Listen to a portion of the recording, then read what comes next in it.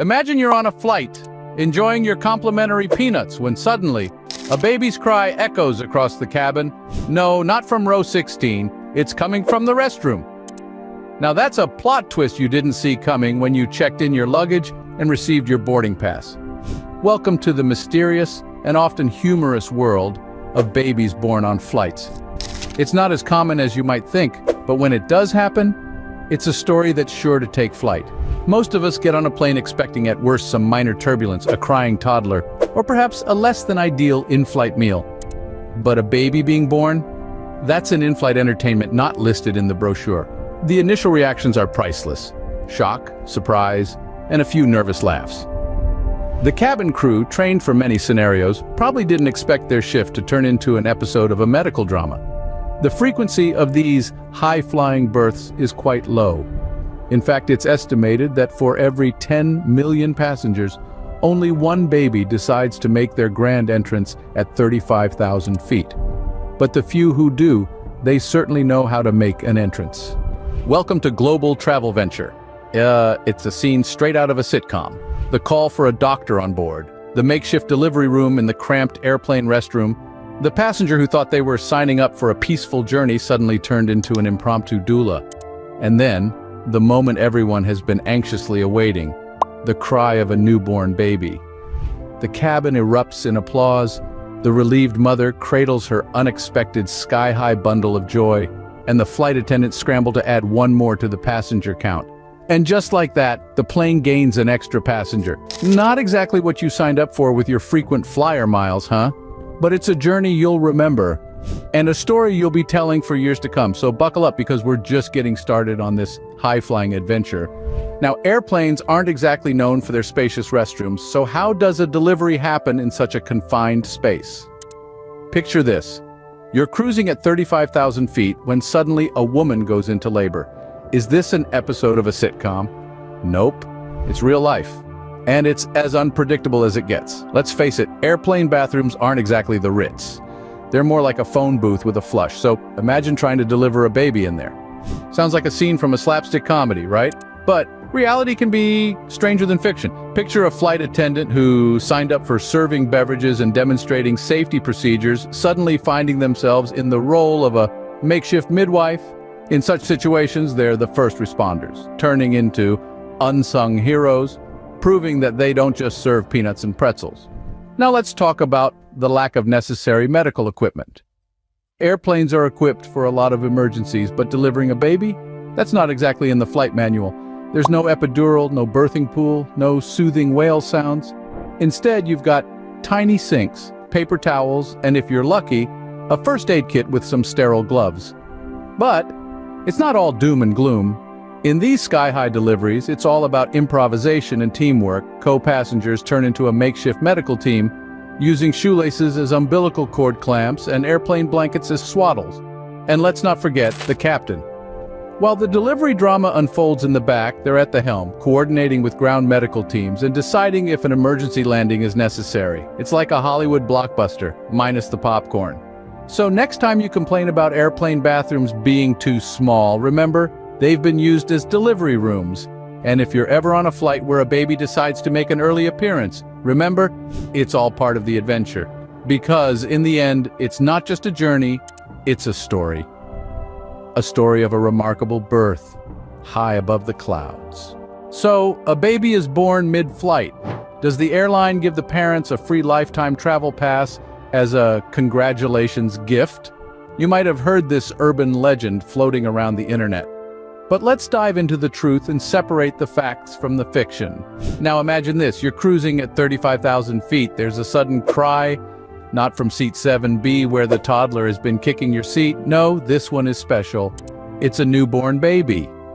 A round of applause, some cheers, and then the question pops up. Does the baby get free flights for life?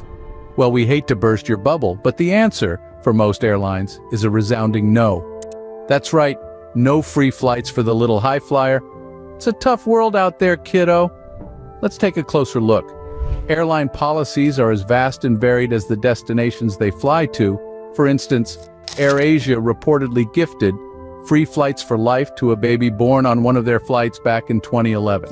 But before you start planning your in-flight delivery, consider this. It's not a standard policy. It was a one-time thing. Other airlines might offer a more modest gift, like a set of tiny airline-branded onesies or a model airplane, but a lifetime of free travel? That's rarer than a baby being born on a flight. So why don't airlines offer this so-called baby bonus? Well, mainly because it's impractical. With around 10,000 flights taking off daily around the world, and an estimated 1 in every 600,000 passengers giving birth on a plane, it's just not economically feasible. Also, let's be honest here, giving birth on a plane isn't exactly ideal. It's not like there's a team of obstetricians on board and the turbulence could really put a damper on the Lamaze breathing techniques. So, if you're thinking about having a baby on a flight for the free travel, you might want to rethink your strategy. It turns out the real baby bonus is having a unique birth story to tell and a lifetime of adventure awaiting your little globetrotter. Now here's a brain teaser for you. If a baby is born on a flight from New York to London, is the baby American, British, or a citizen of the sky? Well, don't expect a straightforward answer to this one. The nationality of a baby born mid-flight is a complex issue, as tangled as the in-flight headphone cables after a long-haul journey. It's a sky-high dilemma wrapped in bureaucracy and dipped in international law. Let's dive in, shall we? Now, if you thought the nationality of the baby would be determined by the location of the plane at the time of birth, think again. Sure, that would make things simpler, but since when has international law been about simplicity? In reality, the nationality of the baby can be influenced by a number of factors. One of these is the nationality of the parents. Many countries, like the United States, follow the principle of jus sanguinis, which means right of blood. Basically, if you're born to American parents, you're American, no matter where in the world or the sky you pop out. But not all countries play by these rules. Some, like Canada, follow the principle of jus soli, meaning right of the soil.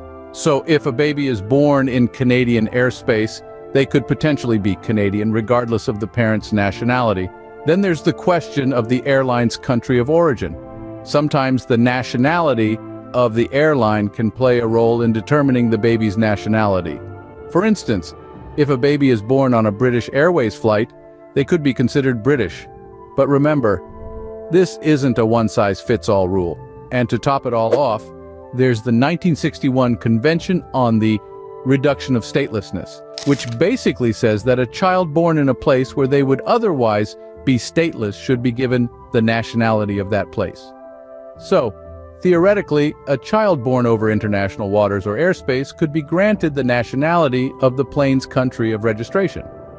So, if you're looking for a unique way to secure dual citizenship for your child, giving birth on a flight might just be the ticket.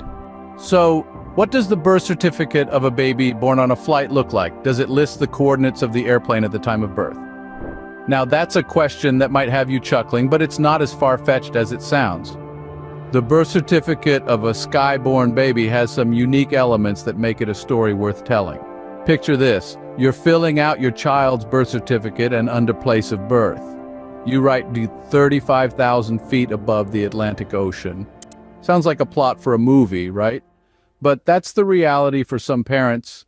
Some countries, like the United States, allow the birthplace to be listed as the airplane's location at the time of birth, or the destination country. Now let's talk about the attending physician. In most cases, this is a doctor in a white coat, stethoscope around the neck, in a sterile hospital room. But for our unique little high flyer, the attending physician could very well be a flight attendant with no medical degree, but with a can-do attitude and a knack for keeping calm under pressure. Now imagine explaining that to your kid one day. You see, kiddo, a very nice lady named Pam, who usually serves peanuts and pretzels, delivered you somewhere over the Atlantic. Oh, and we were flying at an altitude of about 35,000 feet, no big deal. And what about citizenship? That's a whole different can of worms. Depending on the airline's country of origin, the destination, and the parent's nationality, the baby could end up with some interesting options. But that's a story for another time. So, next time you're filling out a form and you come across the place of birth section, spare a thought for the parents who have to figure out how to fit in-flight over the Atlantic into that tiny box. I guess altitude at time of birth is a new addition to birth certificates these days. So the baby is born, the plane lands, and the passengers disembark, each with a unique story to tell. Imagine you're on a transatlantic flight watching the latest action flick when suddenly, out of nowhere, there's a baby. Not in the movie, mind you, but right there on the plane. Now, it's not just another day at 35,000 feet. It's a day that will go down in the annals of aviation history, a day that will be shared and retold over countless dinner tables. Can you picture the passengers wide-eyed and incredulous as they relay this tale? "I was there when a baby was born mid-flight," they'd exclaim. "One minute we were cruising over the Atlantic, and the next we were hosting the world's highest altitude baby shower." And let's not forget the media circus that inevitably follows such an event. Reporters hounding the airline for juicy details, social media buzzing with hashtags, news anchors struggling to keep a straight face as they announce the birth of the newest member of the Mile High Club. It's a spectacle like no other, but wait, there's more. The baby, who started life at cruising altitude, is now a celebrity of sorts. Their birth story captured the world's imagination, their first cry heard round the globe. They're not just a newborn, they're the baby who was born on a plane. And that, my friends, is a title that's hard to top. After all, how many people can say they were born miles above the earth, their first breaths taken amidst the clouds? It's a story that will follow them throughout their life. A story that will always make them the center of attention at parties. "Oh, you were born in a hospital?" they'll say nonchalantly. "That's cute, I was born on a plane." So next time you're on a flight, keep an ear out for the unexpected cry of a newborn. It could be the start of a story you'll never forget. So what have we learned from our journey into the world of in-flight births? We've discovered that babies have an uncanny knack for making a grand entrance, even 35,000 feet in the air. Whether it's a short hop or a long-haul flight, no journey is too daunting for these pint-sized adventurers. They might not have their boarding passes, but they sure know how to command attention. Every in-flight birth becomes a story to tell. For the parents, it's a tale of unexpected adventure. For the flight crew, it's a testament to their skills and adaptability. And for the baby, well, it's a birth story that soars above all others. So, as we've seen, babies born on flights are more than just unexpected passengers. They're tiny travelers on an adventure from the moment they enter the world. They bring excitement, a dash of chaos, and a whole lot of joy to an otherwise ordinary flight. And with that, we conclude our journey. Remember, the next time you're on a flight, keep an eye on the restroom. You never know when a new passenger might make an unexpected arrival. Until next time, safe travel.